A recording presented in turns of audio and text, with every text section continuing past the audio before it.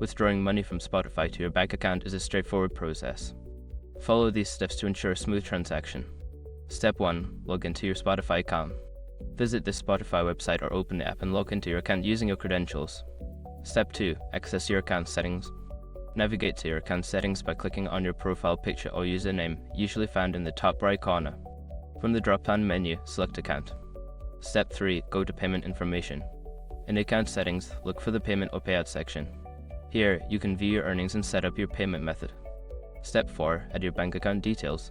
If you haven't already, enter your bank account details. Ensure that all information is accurate to avoid any issues with the transfer. Step 5. Request a withdrawal. Once your bank account is linked, find the option to withdraw your earnings. Follow the prompts to complete the withdrawal request and wait for confirmation that the transaction is being processed. After completing these steps, your funds should be on their way to your bank account. Make sure to check your bank statement for the transaction.